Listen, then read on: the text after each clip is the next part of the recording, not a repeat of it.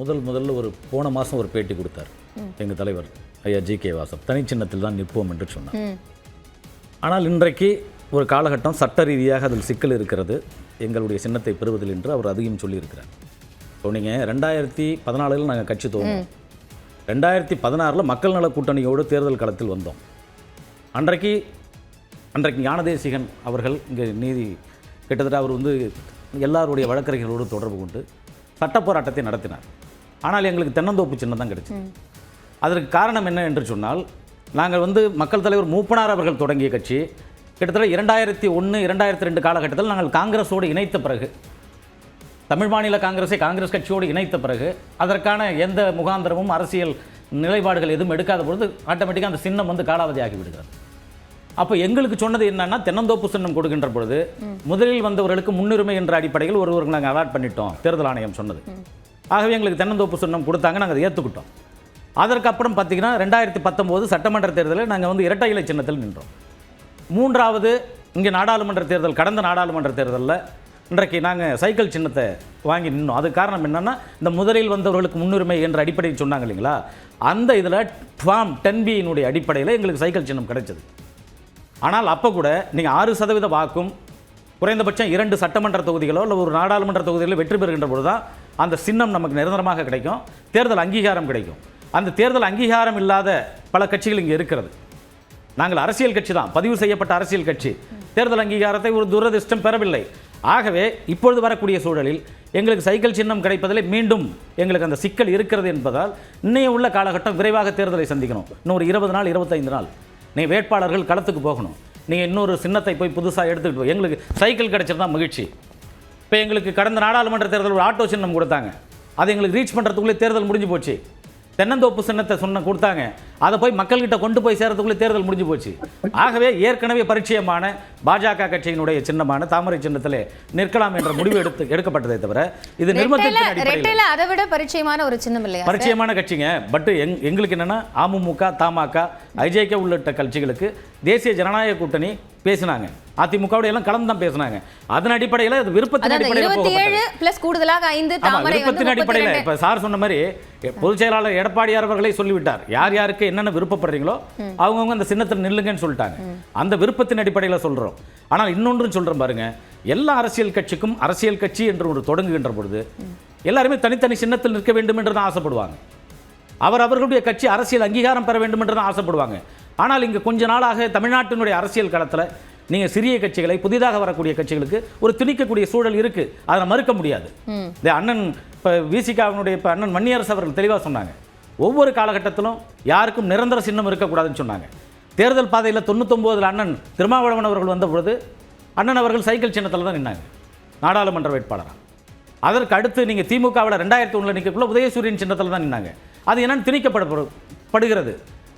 அதுக்கப்புறம் அவங்க என்ன செஞ்சாங்க, 2004 நான் உதயசூரியன் சின்னத்தில் நின்றதுனால சட்டமன்றத்தில் என்னால் சுதந்திரமாக பேச முடியலை என்று சொல்லிவிட்டு அவர் வெளியில் வந்துட்டார், ராஜினாமா கூட செய்தார். இன்றைக்கு அதே நிலைப்பாடு தான் இன்றைக்கு திமுகவிலும் சரி அதிமுகவிலும் சரி, அவரவர்கள் சின்னத்தில் நிற்க வேண்டும் என்ற ஒரு நிர்பந்தம் வைக்கப்படுகிறது. இங்கே சிறிய கட்சிகள் நசுக்கப்படுகிறது, நீங்க சுதந்திரமா விட்டுடலாம். அதாவது திரு ரமேஷனுடைய கருத்துல இருந்து 2 விஷயங்களை நான் புரிஞ்சுக்கிறேன். ஒன்னு சூழல்ன்றீங்க, இன்னொன்னு நிர்பந்தம் அழுத்தம்ன்றீங்க.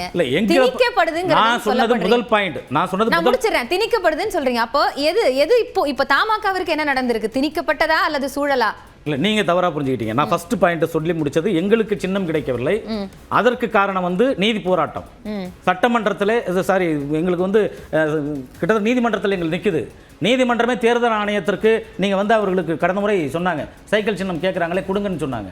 அப்போ கூட தேர்தல் ஆணையம் மிகுந்த பரிசீலனைக்கு இடையில தான் எங்களுக்கு கொடுக்கப்பட்டது. அது முதலில் வந்தவர்களுக்கு முன்னுரிமை என்ற அடிப்படையில்.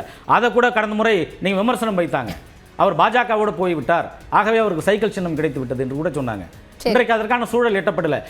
நீங்க சொன்ன கேள்விக்கு இப்ப வரக்கூடிய புதிய கட்சிகள், இப்ப நீங்க திமுகவா இருக்கட்டும் அதிமுகவா இருக்கட்டும், அவர்களுக்கு அது திணிக்கப்படுகிறது என்று சொன்னேன். எங்கள் மீது திணிப்பது கிடையாது, விருப்பத்தின் அடிப்படையில். அதான் நீங்க பிஜேபியை பார்த்து கூட்டணியில சேர்ந்தீங்க, அதனால தாமரையில நிக்கிறீங்கன்னு நீங்க சொல்றதா நான் புரிஞ்சுக்கிறேன். அப்படிதான் ஒரு வெளிப்படையான ஒரு கருத்தா இருக்கு. நான் முதல் சுற்று கருத்தா வாங்கிக்கிறேன். திரு அருணன், வழக்கமா ஜெயலலிதா இருந்த காலகட்டத்தில் தான் இந்த சின்னத்தில் போட்டியிடணும் அப்படிங்கிற ஒரு அழுத்தம் அப்படிங்கிறது கூட்டணி கட்சிகளுக்கு இருக்கும். அது இந்த முறை திமுக கூட்டணியில இருக்கா? இல்ல பொதுவா இங்க வன்னியரசு வந்து அதை பத்தி விரிவாக எடுத்து சொல்லிட்டார். 2 கட்சிகளுக்கு இடையே உடன்பாடு ஏற்பட்டது. திமுகவோட ஒவ்வொரு கட்சியா பேச்சுவார்த்தை நடத்தி முடிக்குது. ஒண்ணு முதல்ல தொகுதிகளுடைய எண்ணிக்கை, ரெண்டாவது சின்னம், மூன்றாவது எந்த தொகுதி அப்படிங்கிறது. ஆக அப்படி பேச்சுவார்த்தை நடத்த முடிக்கும் போது அந்த ஒவ்வொரு கட்சியும் எதை ஏற்கிறதோ அதன் அடிப்படையில் உடன்பாடு என்பது கையெழுத்தாகுது. ஆகவே இது இருதரப்பினுடைய முடிவு அடிப்படையில் அதை நான் ஏற்றுக்கொள்கிறேன். திமுக கூட்டணினாலும் சரி, அதிமுக கூட்டணினாலும் சரி. ஆனால் ஒரு வித்தியாசத்தை என்னால் சுட்டி காண்பிக்காமல் இருக்க முடியல. இப்போ அதிமுக கூட்டணிக்கு தலைமை தாங்கிறது அதிமுக, எடப்பாடியார்னு சொல்றாரு. அப்போ ஏன்பா ஒரு 2 சாய்ஸ் தான் பொதுவாக அந்த கட்சிகளோட பேசும்போது வரும். ஒன்று, அந்த கட்சிக்கு சொந்த சின்னம் இருந்தால் அந்த சின்னத்தில் நிற்கணும்.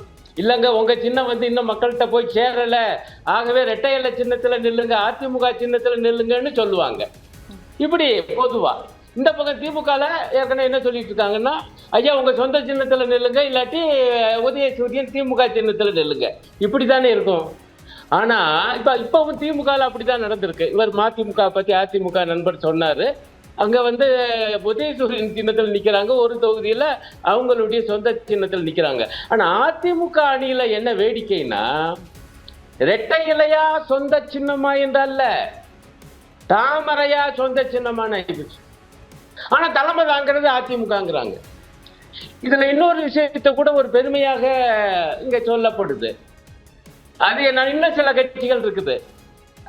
உதாரணமாக பாரிவேந்தர் ஐயாவுடைய கட்சி, இன்னும் சில கட்சிகள்லாம் அவங்க எந்த சின்னத்துல நிற்பாங்கன்னு கேட்டா, எடப்பாடியாருடைய பேட்டியை கேட்டு வர்றேன், அது அவங்க இஷ்டத்துக்கு நான் விட்டுட்டேங்கிறார். அப்ப இது என்ன வேடிக்கைன்னா, அப்ப அவங்க பாஜக சின்னத்துல நிக்கிறதுக்கு இவர் அனுமதி தர்றாரு என்று ஆகுது. அது வந்து அதிமுகவுக்குள்ள இருக்கக்கூடிய ஜனநாயகம்னு அவங்க சொல்லுவாங்க இல்லையா சார்?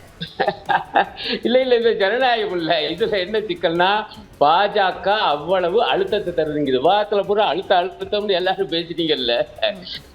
இப்ப நான் சொல்றேன், அழுத்தம் பாஜக தரப்புல இருந்து மறுக்கலாம் தமாக நண்பது, தமாக உள்ளிட்ட இதர கட்சிகள், அதிமுக கட்சிகளுக்கு வந்திருக்கு. அதன் அடிப்படையில தான் பெரிய கட்சியாகிய அதிமுக சின்னத்தில் நிற்காமல் தாமரை சின்னத்தில் இருக்கிறார்கள். இப்ப இவ்வளவு நேரம் பேசினார்ல நம்ம தமாக நண்பர், அவருடைய வரலாறு சின்னத்தெல்லாம் ரொம்ப அருமை, சரிதான். ஆனா இயல்பா என்ன முடிவுக்கு வந்திருக்கணும்? ஆகவே எங்களுடைய சைக்கிள் சின்னத்துல சிக்கல் இருக்கியா, ஆகவே பெரிய கட்சி தலைமை தாங்கிற கட்சி அதிமுக, ஆகவே அதனுடைய இரட்டை இலை சின்னத்தில் நிற்கிறோம், அப்படித்தானுங்க வந்திருக்கணும். இது எனக்கு புது ரூட்டு. நாங்க 27 இடங்கள்ல நிக்கிறத பாஜகவுடைய சின்னத்துல நாங்க மேற்கொண்ட 5ன்னா இப்ப பாஜக கணக்குல 32 ஆகி போச்சு.